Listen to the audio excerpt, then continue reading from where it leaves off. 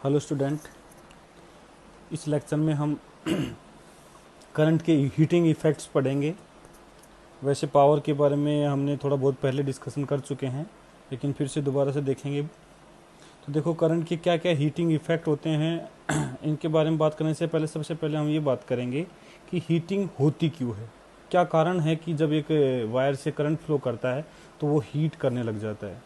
तो देखो, एक वायर के अंदर जब करंट फ्लो करने लगता है तो उसमें क्या है, इलेक्ट्रॉन जो है, इलेक्ट्रॉन को के पास एक ड्रिफ्ट वेलोसिटी आ जाती है। मतलब इलेक्ट्रॉन को एक एडिशनल काइनेटिक एनर्जी मिल जाती है। देखो, इलेक्ट्रॉन के पास पहले से भी काइनेटिक एनर्जी होती है due to their thermal motion. Thermal energy, thermal kinetic energy बोल सकते हैं उसको। लेकिन जब हम एक पोटेंशियल डिफरेंस इसके क्रॉस लगाते हैं तो इलेक्ट्रॉन एक फिक्स डायरेक्शन में ड्रिफ्ट करने लग जाते हैं, जिसके कारण एक additional amount of kinetic energy उनके पास आ जाता है। अब देखो, ये जब इलेक्ट्रॉन जाकर के, पहले भी क्या हो रहा था, और इलेक्ट्रॉन आपस में टकरा रहे होते हैं और आयंस के साथ टकरा रहे होते हैं। लेकिन जब इनके पास एक एडिशनल वेलोसिटी आएगी तो इससे क्या है, इनका जो कोलिजन है आयंस के साथ वो और ज़्यादा पावरफुल होगा। तो इससे क्या होगा, ज़्यादा पावरफुल होने के कारण जो अब आयन के साथ जो कोलिजन हो रहा है पहले के कंपेरिजन में ज़्यादा तेज हो रहा होगा। इससे क्या होगा, आयंस के पास इन कोलिजन के कारण इनका जो एम्पलीट्यूड है ओसिलेशन का, देखो आयन अपने जगह पे वाइब्रेट करते रहते हैं, और ये कोलिजन जब होंगे तो इनके वाइब्रेशन का जो एम्पलीट्यूड है वो भी बढ़ जाएगा। जब इस आयंस का एम्पलीट्यूड बढ़ने लगेगा तो उसका जो इफेक्ट है वो टेम्परेचर के टर्म्स में बाहर निकल के आता है कि टेम्परेचर बढ़ जाता है। तो वो बताया है, देखो यहाँ पे, due to passing of current electron get additional kinetic energy and suffer collision with atoms and ion more violently. अब देखो, and transfer this kinetic to atoms और आयंस। एटम आयन के पास ये काइनेटिक एनर्जी चली जाएगी। Due to this amplitude of vibration increases which shows up in the form of increase temperature. तो देखो, टेम्परेचर के बढ़ने का कारण यही है कि जो एटम्स और आयंस होते हैं उनकी जो एम्पलीट्यूड ऑफ वाइब्रेशन है वो बढ़ जाता है। अब बात करते हैं कि एक रजिस्टेंस में जो है वो हीट प्रोड्यूस कितना होगा।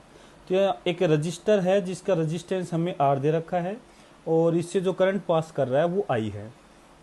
अब देखो, यदि मैं कहूँ कि इस रजिस्टेंस में जो rate of loss of energy है, जिसको हम पावर बोलेंगे, तो जो पावर है वो आई स्क्वायर आर होगी। जब इससे आई करंट पास करेगा तो पावर लॉस इसमें आई स्क्वायर आर आएगा। तो हीट प्रोड्यूस जो होगी किसी टाइम टी में वो हो जाएगी पावर इनटू टाइम। अब मैंने कहा, देखो दो केस हो सकते हैं।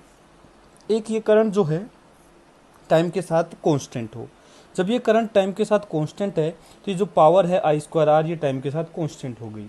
जब पावर कांस्टेंट होगी टाइम के साथ तो हमें टोटल हीट प्रोड्यूस निकालने के लिए इसको सीधा टाइम से मल्टीप्लाई कर देंगे। तो ये होगी heat produce is equal to I square R into T.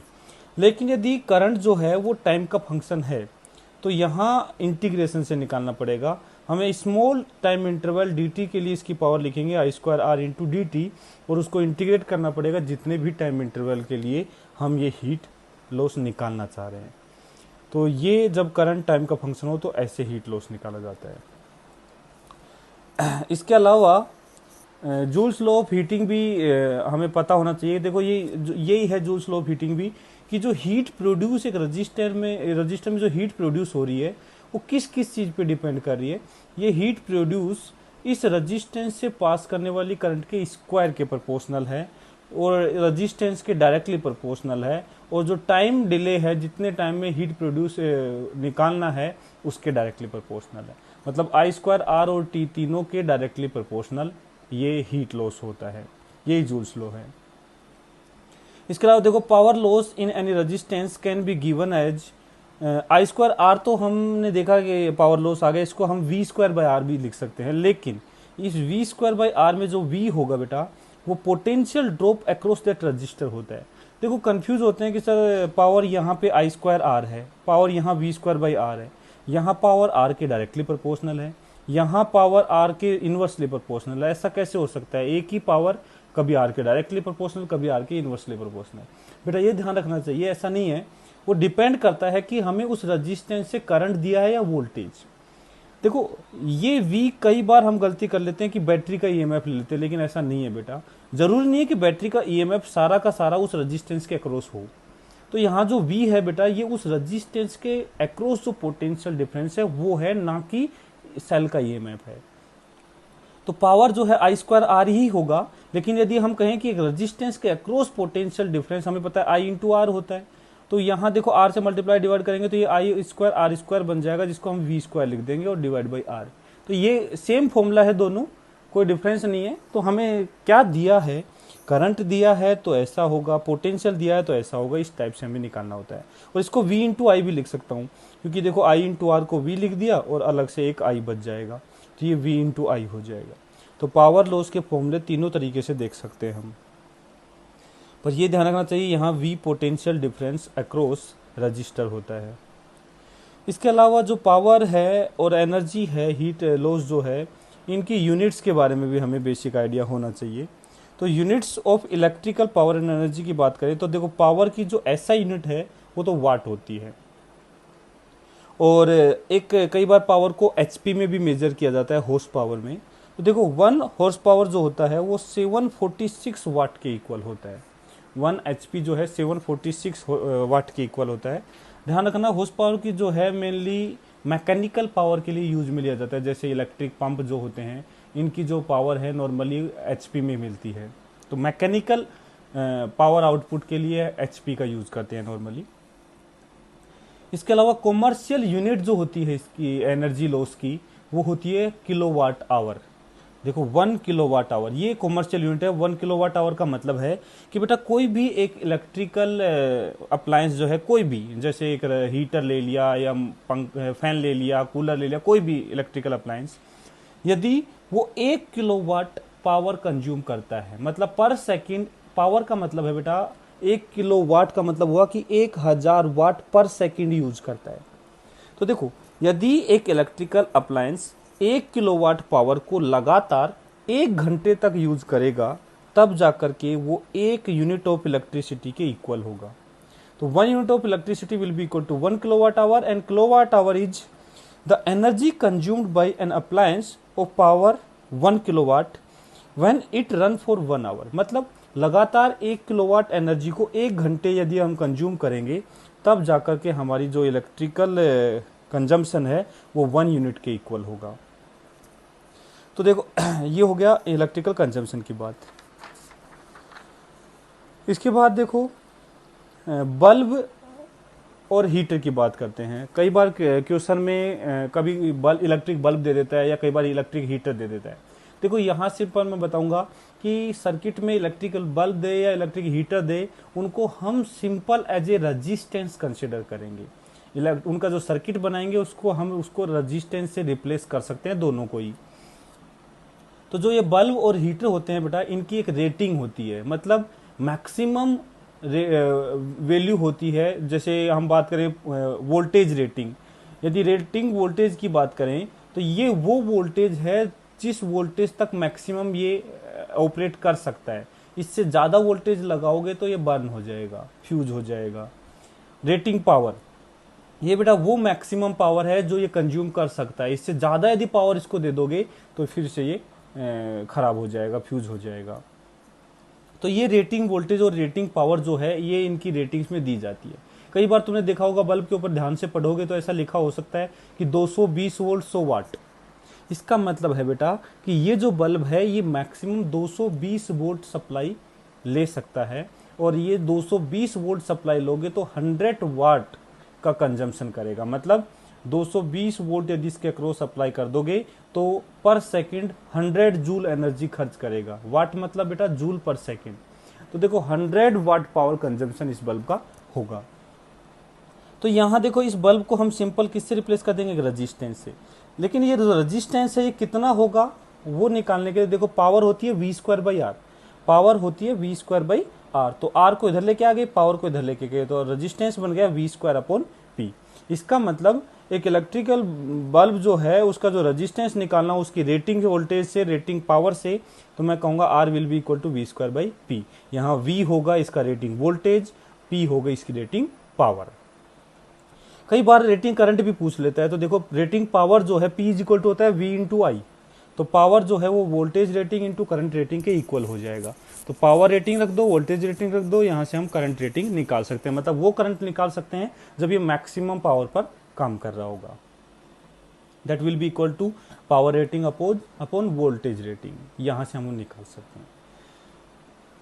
इसके अलावा देखो, if any bulb is rated as 220 volt 100 watt, it means it will consume 100 watt power when it is operated at 220 volt supply। अभी हमने बात की है इसके बारे में।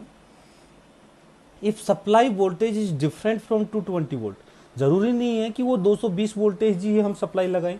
मान लो हमने उससे कम वोल्टेज सप्लाई उसके अक्रॉस लगा दिया, यदि उससे कम वोल्टेज सप्लाई देंगे तो वो जो पावर जो 100 वाट दे रखी है वो इतना कंज्यूम नहीं कर पाएगा।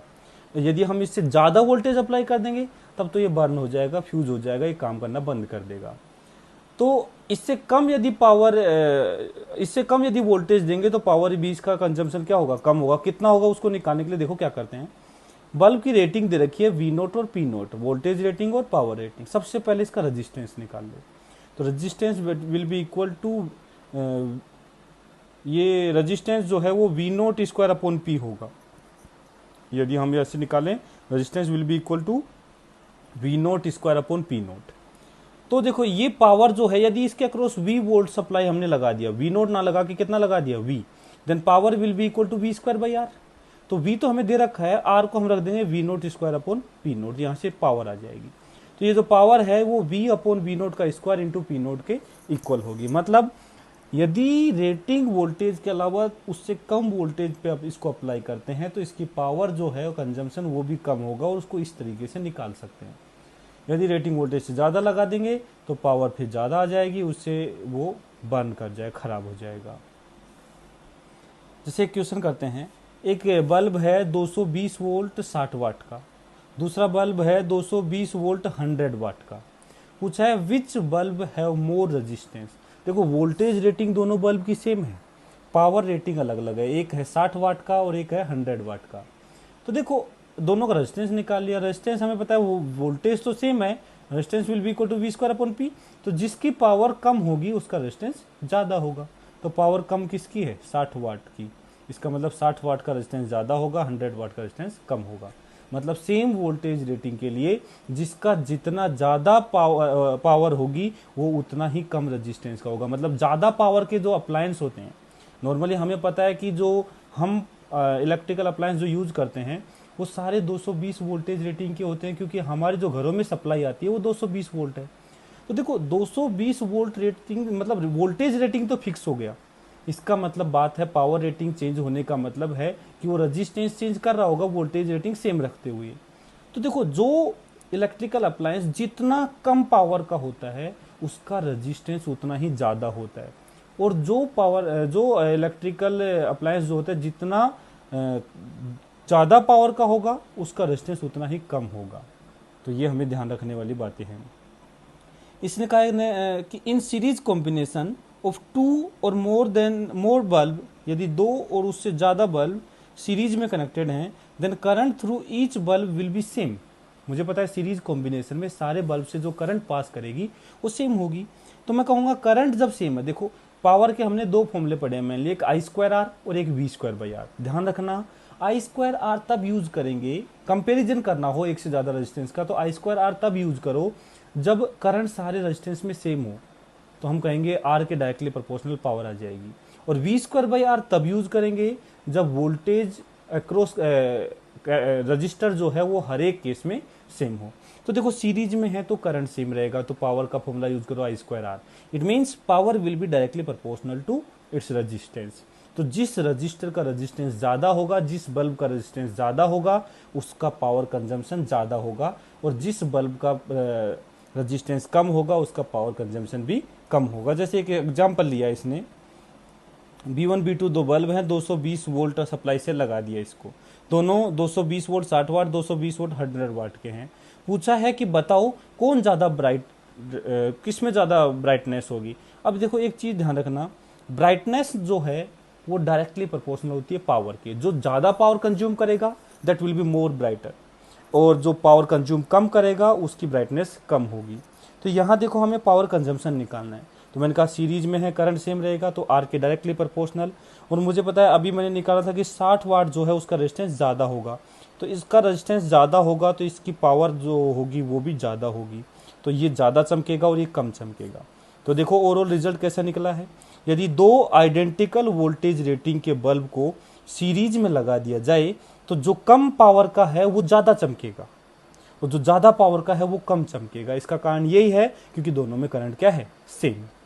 हाँ, यदि दोनों को 220 वोल्टेज से अक्रॉस लगाते तो सिंपल सी बात है, वोल्टेज सेम होता तो रेजिस्टेंस के उल्टा होता। हमें पता है ज़्यादा पावर वाला ज़्यादा चमक रखता और कम पावर वाला कम चमक रखेगा। तो जो घरों में बल्ब लगाए जाते हैं वो ज़्यादा हमें पता है कि वो पैरेलल कॉम्बिनेशन में लगाए जाते हैं। उसका रीज़न यही है कि जितने ज़्यादा पावर का बल्ब लगाएंगे उतना ज़्यादा वो चमक दिखाएगा, लेकिन यदि सीरीज में लगा देंगे तो उससे क्या है कि जो सबसे ज़्यादा पावर, जहाँ में सबसे ज़्यादा पावर की रिक्वायरमेंट थी वहाँ पे जो चमक है, वो जो ब्राइटनेस है वो सबसे कम हो जाएगी, और भी उसके कई नुकसान हैं। तो इसलिए हम घरों में जो सप्लाई है वो पैरेलल कॉम्बिनेशन में ही लगाई जाती है। तो देखो ज़्यादा पावर वाला कम चमक रहा है और कम पावर वाला ज़्यादा चमक रहा है सीरीज कॉम्बिनेशन में। इसके बाद नेक्स्ट बात करते हैं, in parallel combination of two or more bulb all will have same potential. देखो अभी हमने बात की पैरेलल कॉम्बिनेशन में पोटेंशियल डिफरेंस हर एक रजिस्टर के अक्रॉस, बल्ब के अक्रॉस सेम होगा। यदि पोटेंशियल डिफरेंस सेम होगा तो पावर जो लॉस है उस बल्ब में वो इन्वर्सली प्रोपोर्शनल टू रजिस्टेंस हो जाएगा। मतलब जो सबसे कम रजिस्टेंस का है उसकी पावर जो है, लॉस जो है वो सबसे ज़्यादा होगा, उसकी ब्राइटनेस सबसे ज़्यादा होगी। तो देखो more resistance less power less brightness, ठीक है। तो ये ध्यान रखना चाहिए, ब्राइटनेस ऑफ बल्ब जो है वो पावर कंज्यूम के डायरेक्टली प्रोपोर्शनल होती है। नेक्स्ट है in series combination if any one bulb get fuse then others will not glow. देखो सीरीज कॉम्बिनेशन में मान लो हमने 4-5 बल्ब लगा रखे हैं, यदि इसमें से एक भी फ्यूज हो जाता है, फ्यूज होने का मतलब है कि उसका जो अंदर का वायर है वो ब्रेक हो गया है, इसका मतलब है कि वो करंट को आगे ट्रांसफर नहीं करेगा, और यदि करंट जाना बंद हो जाएगी तो पूरा सर्किट में जितने भी बल्ब हैं कोई भी बल्ब नहीं जलेगा। दिवाली पे कई बार हम लाइटनिंग करने के लिए छोटे छोटे बल्ब की लाइट लाते हैं, तो उसमें देखो कई बार ऐसा होता है कि एक बल्ब यदि फ्यूज हो जाता है तो पूरा का पूरा जो है वो बंद हो जाता है। उसका रीज़न यही है कि वो सीरीज कॉम्बिनेशन में एक बंद हो गया तो सारा बंद हो जाएगा, लेकिन पैरेलल कॉम्बिनेशन में ऐसा नहीं होता। पैरेलल कॉम्बिनेशन में यदि कोई बंद हो जाता है तो सिर्फ वो बंद होगा, बाकी सारे जो बल्ब हैं वो एज इट इज चलते रहेंगे। In any bulb or heater consume if any bulb or heater consume more power than their rated value. यदि कोई हीटर और बल्ब अपनी रेटिंग से भी ज़्यादा पावर कंज्यूम करता है, इसका मतलब वो फ्यूज हो जाएगा, खराब हो जाएगा, जल जाएगा। एक क्वेश्चन करते हैं, इसमें दो बल्ब दे रखे हैं हमें, V1 और V2, दोनों की रेटिंग दे रखी है 220 वोल्ट 60 वाट, 220 वोल्ट 100 वाट, मतलब दोनों की वोल्टेज रेटिंग सेम है, पावर रेटिंग अलग अलग है। और लेकिन इसको 440 वोल्ट के अक्रॉस लगा दिया। देखो 220 वोल्ट सेंड कर सकते थे दोनों इंडिविजुअल, अब यदि दोनों को 440 लगा दिया तो बोला है कौन सा फ्यूज होगा या नहीं होगा। तो देखो यदि हमें ऐसा लग रहा हो कि 440 वोल्ट है तो 220 ये रख लेगा, 220 ये रख लेगा और दोनों चलते रहेंगे, ऐसा नहीं है बेटा, क्योंकि हम जानते हैं दोनों अपना कुछ ना कुछ रेजिस्टेंस रखेंगे। तो रेजिस्टेंस में जो पोटेंशियल ड्रॉप आएगा वो कितना होगा वो उसके रेजिस्टेंस पे डिपेंड करेगा। तो देखो सबसे पहले इस सर्किट को रेजिस्टेंस वाले सर्किट में कन्वर्ट कर देंगे ऐसे,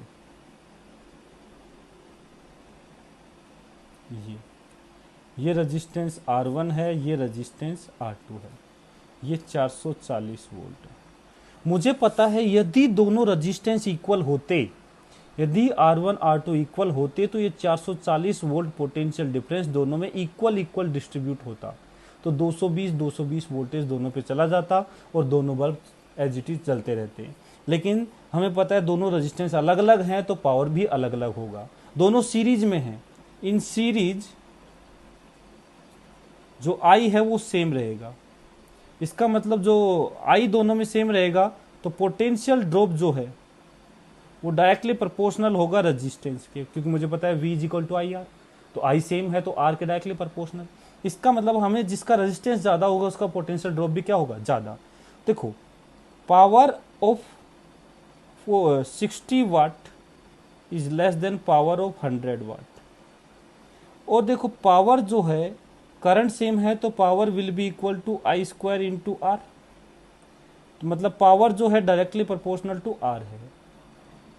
तो 60 वाट की पावर ज़्यादा है बेटा, 60 वाट की पावर ज़्यादा है।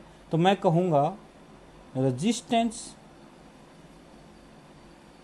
अपने को देखो करंट सेम दे रखा है, लेकिन यहाँ पे रेटिंग के बारे में देखते हैं।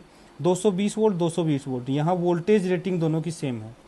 तो सबसे पहले देखो हम रेजिस्टेंस की बात करें, 60 वाट और 100 वाट। रेजिस्टेंस ऑफ बल्ब कैसे निकालते हैं? मैंने कहा वोल्टेज रेटिंग और पावर रेटिंग से बल्ब का रेजिस्टेंस कैसे निकालते हैं? Resistance will be equal to V nought square upon R nought, sorry ये पी नोट। वी नोट है वोल्टेज रेटिंग और पी नोट है पावर रेटिंग। वोल्टेज रेटिंग दोनों की सेम है, both have same voltage rating. अपने को वोल्टेज रेटिंग सेम दे रखी है, तो मैं कहूंगा पावर के इनवर्सली प्रोपोर्शनल होगा। तो P 60 वाट की कम है तो resistance of 60 what will be more than resistance of 100 वाट। अभी हमने निकाला था ये सेम, वैसे दोबारा से निकाल दिया मैंने कि जिसकी पावर कम है उसका रेजिस्टेंस क्या आ गया, ज़्यादा। अब देखो पोटेंशियल ड्रॉप रेजिस्टेंस के डायरेक्टली प्रोपोर्शनल है। इसका मतलब potential drop of 60 volt will be greater than potential drop of 100 volt. मतलब 60 वाट मतलब B1 के अक्रॉस पोटेंशियल ड्रॉप ज़्यादा आएगा और B2 के अक्रॉस पोटेंशियल ड्रॉप कम आएगा। यदि दोनों बराबर होते तो 220 आता। अब ये ज़्यादा आएगा मतलब 220 से ज़्यादा आएगा, और 220 से ज़्यादा आएगा इसका मतलब ये फ्यूज हो जाएगा, और ये 220 से कम आएगा वो सही रहेगा। तो इसका मतलब so potential drop of 60 watt is greater than 220 volt। तो मतलब B1 get fuse, B1 fuse हो जाएगा बेटा। देखो फिर से बताता हूँ, ये 440 था, दोनों में इक्वल डिस्ट्रीब्यूट होता तो 220 220 होता, तो 220 220 होता तो कोई भी फ्यूज नहीं होता। लेकिन हमें पता है दोनों रेजिस्टेंस अलग हैं, हमने सोल्व करके निकाला रेजिस्टेंस इसका ज़्यादा है कम पावर वाले का, इसका कम है। तो जिसका रेजिस्टेंस ज़्यादा है बेटा उसका पोटेंशियल ड्रॉप 220 मतलब इसके हाफ से ज़्यादा होगा। तो ये ज़्यादा जो पोटेंशियल ड्रॉप वाला होगा उसका जो रेटिंग वोल्टेज से ज़्यादा वोल्टेज पे वो ऑपरेट करने की कोशिश करेगा तो फ्यूज़ हो जाएगा। हाँ, यदि ये 440 वोल्ट नहीं होता, ये सपोज 350 वोल्ट होता, फॉर एग्जाम्पल 350 वोल्ट होता, तो फिर दोनों में हम इस तरीके से नहीं निकाल सकते थे, क्योंकि 350 का हाफ आता लगभग 175 वोल्ट, और 175 वोल्ट इनकी रेटिंग नहीं है। तो फिर हमें exact value of potential difference निकालना पड़ता। उसके लिए हम क्या करते, R1 निकालते, R2 निकालते, इस सर्किट को सोल्व करते, ये पोटेंशियल डिफरेंस निकालते और ये पोटेंशियल डिफरेंस निकालते। तो यहाँ से दोनों पोटेंशियल डिफरेंस मिल जाते, जो इसकी रेटिंग से ज़्यादा होता वो फ्यूज हो जाता और दूसरा सेफ रहता। हो सकता है दोनों ही ज़्यादा आ जाएं तो वो दोनों ही फ्यूज हो जाएंगे। तो वो तो सर्किट में क्वेश्चन में क्या दिया है उस पर डिपेंड कर रहा है। देखो नेक्स्ट क्वेश्चन करते हैं। An electric tea kettle has 2 heating coil. इस बार एक हीटर का प्रॉब्लम है, 2 हीटिंग कोयल रख रहा है। When one of the coil is switched on boiling begins in 6 minute. मतलब 2 कोयल हैं, एक R1 रेजिस्टेंस की है, दूसरी R2 रेजिस्टेंस की है। फॉर मैंने बोल दिया let R1 and R2 are the resistance of these coil। ठीक है, कह रहा है कि पहली को यदि ऑन किया तो 6 मिनट में बॉइलिंग स्टार्ट हो गई, दूसरी को ऑन किया अकेली को तो 8 मिनट में स्टार्ट हो गई। अब कह रहा है कि दोनों को वापस से कनेक्ट कर रहे हैं एक साथ। अब एक साथ कनेक्ट करने के 2 तरीके हैं, दोनों को सीरीज में कनेक्ट कर दिया, दोनों को पैरेलल में कनेक्ट कर दिया, और सेम सप्लाई से वापस से ऑन कर रहे हैं। देखो इसमें सप्लाई जो है वो सेम रखनी है, जो पहले हम सप्लाई दे रहे थे वही सप्लाई अब देनी है हमें। तो अब देखो सप्लाई वोल्टेज मैंने मान लिया V है, let supply voltage is V। ठीक है, तो अब कैटल में जो पानी है वो फिक्स पानी का अमाउंट भरना है हमें, हर बार हमें वही अमाउंट ऑफ वाटर भरना है और उसी को बॉईल करना है। तो देखो बॉईल होने के लिए हर बार जो हमें पानी के लिए बॉईल करने के लिए जो हीट रिक्वायर्ड होगी वो सेम होगी। तो for boiling water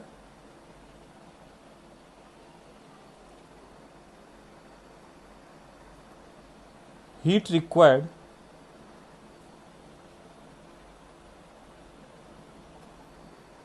will be same in each case। से H, मान लिया वो H है हीट रिक्वायर्ड, तो H जो है वो V square upon R1 into T1, V square upon R1 into T1 जो हमें दे रखा है 6 minute, this will be equal to V square upon R2 into T2। पहले केस में जो हीट है वो V square by R into T1, दूसरे केस में V square by R into T2।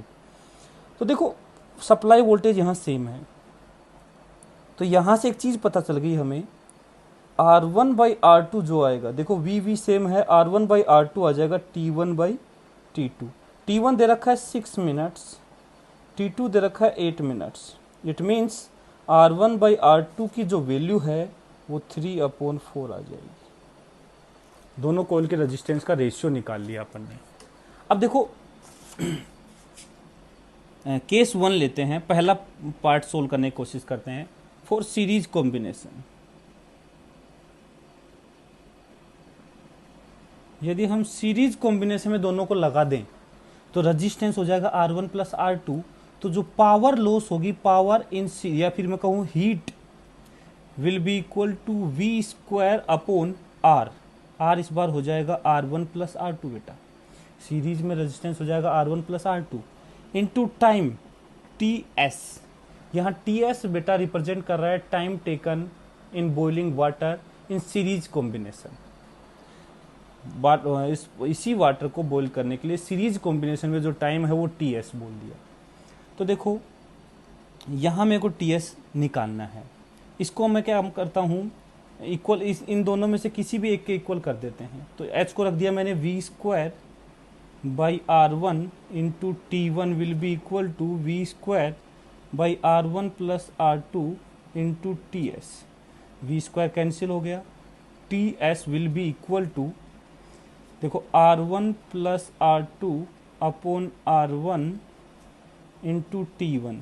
R1 by R1 तो 1 हो जाएगा, plus R2 by R1, R2 by R1 की वैल्यू होगी, यहाँ से रख दूंगा 4/3 इंटू T1 6 मिनट।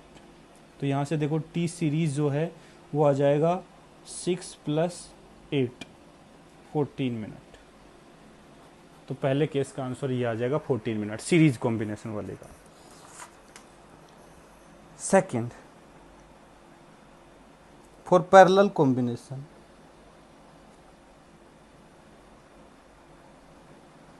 यदि हम पैरेलल कॉम्बिनेशन की बात करें तो हीट जो है वो होगी V square upon R1 R2 upon R1 plus R2 into T parallel, और हीट को वापस से रख दो V square by R1 into T1, या उसके दूसरे के को रख दो, उससे कोई फर्क नहीं पड़ रहा। V square by R1 R2 into R1 plus R2 into TP, V cancel हो गया, TP will be equal to, R1 cancel हो गया, this will be equal to R2 upon R1 plus R2 into T1। R2 को नीचे लेके जाओ, 1 by R1 by R2 plus 1 into T1। TP will be equal to 1 by 3/4 plus 1 into 6 minute। This will be equal to 4 3 7, 4 पर जाएगा 24/7 minutes। This will be the answer, 24/7 minute। तो देखो इस type से हम इसको सोल्व करेंगे। ये था पैरेलल और सीरीज कॉम्बिनेशन में इनको लगाया जाए तो कितने कितने टाइम में बॉइलिंग स्टार्ट कर देंगी, उसके रिगार्डिंग प्रॉब्लम है। तो देखो इस टाइप से इन प्रॉब्लम को सोल्व की जाती है। इसके बाद कुछ साथ प्रॉब्लम और करते हैं। जैसे इसमें दे रखा है कि सारे बल्ब आइडेंटिकल हैं, मतलब पावर रेटिंग सभी की सेम है, वोल्टेज भी और पावर भी। अब देखो सभी की रेटिंग सेम है, पूछा है कि बताओ कौन कितना ज़्यादा ब्राइटनेस रखेगा, मतलब कौन सबसे ज़्यादा ब्राइट होगा, कौन डिम होगा, कौन, सभी की ब्राइटनेस को कंपेयर करना है। तो देखो ऐसे केस में हम इस सर्किट को हटा के इनको रजिस्टेंस से रिप्लेस कर देते हैं। तो सबसे पहले देखो ऐसा रजिस्टेंस का सर्किट बनाओ जो हम सोल्व करना जानते हैं।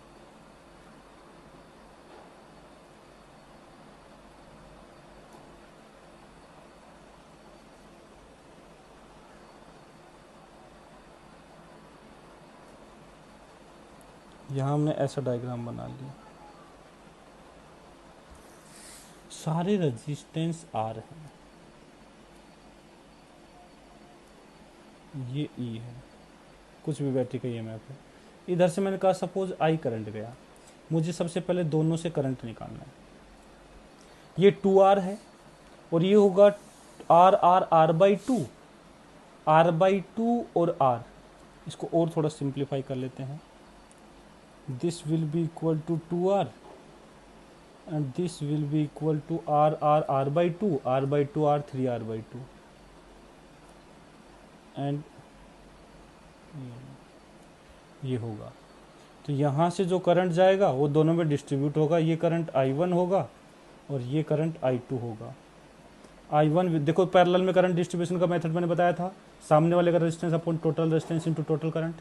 तो देखो इसमें करंट निकालना I1, तो सामने वाले का resistance 3R by 2 upon total resistance 2R plus 3R by 2 into total current I। तो ये आ जाएगा 3R बाई 2 और ये आ जाएगा 2 2 4 और 3 7, 7 2 2 कैंसिल हो जाएगा, 3 बाई 7 I ये आ जाएगा। और I2 will be equal to, उल्टा कर देते हैं तो 2R upon 2R plus 3R by 2 into I। तो ये आ जाएगा 4 और ये आ जाएगा 4 बाई 7, ऐसे आ जाएगा। अब देखो दोनों का करंट आ गया। यदि पावर इसकी बात करें तो देखो पावर होगी I2R होना है, सभी से हमें करंट पता चल गया। ये I1 आएगा, ये I2 आएगा इसमें, और ये I2 भी दोनों में हाफ हाफ डिवाइड हो जाएगा। ये बन जाएगा I2 बाई 2, ये भी बन जाएगा I2 बाई 2। तो देखो रजिस्टेंस सबका सेम है, पावर होती है I2R। I2R क्यों बोल रहा हूँ, क्योंकि मुझे करंट सभी का पता है, तो क्यों ना पावर को I2R से कंपेयर करो। Power will be equal to I2 into R, R सभी का सेम है, जिसका I ज़्यादा उसकी पावर ज़्यादा। अब देखो I सबसे ज़्यादा यदि देखा जाए तो 4I बाई 7 है इसका, लेकिन इसमें जब दोनों में डिवाइड हो जाएगा तो ये 2I बाई 7 बन जाएगा, वो जो कि इससे कम हो जाएगा। तो देखो सबसे ज़्यादा सारा करंट इसमें जा रहा है 4I बाई 7, तो power of B3 will be more than, जितने भी बाकी बल्ब हैं उन सबसे ज़्यादा ये होगी, तो हाईएस्ट पावर B3 की हो जाएगी। फिर बाद में बात करें, इन दोनों में करंट सेम रहेगा तो पावर भी इन दोनों की सेम रहेगी। देखो ये दोनों में हाफ हो जाएगा तो 2/7 हो जाएगा, जो कि 3/7 से कम हो जाएगा, तो पावर उनकी ज़्यादा हो जाएगी। Power of B1 will be equal to power of B2, और फिर आएगी इन दोनों की भी पावर सेम आएगी, power of B4 will be equal to power of B5। ऐसे इनको पता करेंगे किसकी पावर ज़्यादा है किसकी कम है। एग्जैक्ट वैल्यू भी निकाल सकते हैं, यदि हमें वोल्टेज दे दिया जाए, करंट दे दिया जाए, तो हम एग्जैक्ट वैल्यू बता सकते हैं कौन कितना पावर कंज्यूम करेगा।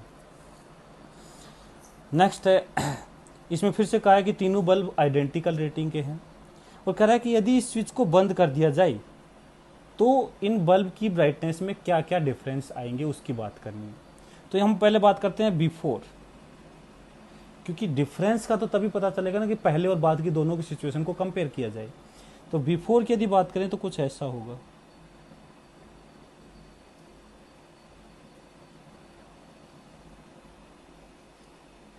ऐसा कुछ सर्किट था पहले, ये ओपन था, सॉरी पहले ये स्विच ओपन था, तो इसको हम नहीं लगाएंगे, इसको ओपन कर देंगे।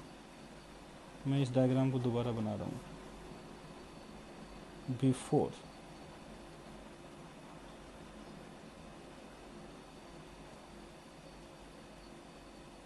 ये ओपन है, इसमें करंट नहीं जाएगा, इसका रेजिस्टेंस आर, इसका रेजिस्टेंस आर, ये तो यदि मैं करंट की बात करूं तो आई जो आएगा वो आ जाएगा ई बाई टू आर, दोनों से आई करंट जा रहा होगा E by two R. After switch को बंद करने के बाद इस बार देखो ऐसा कुछ हो जाएगा, इस बार इससे भी स्विच ऑन करते ही करंट इससे भी पास करेगा,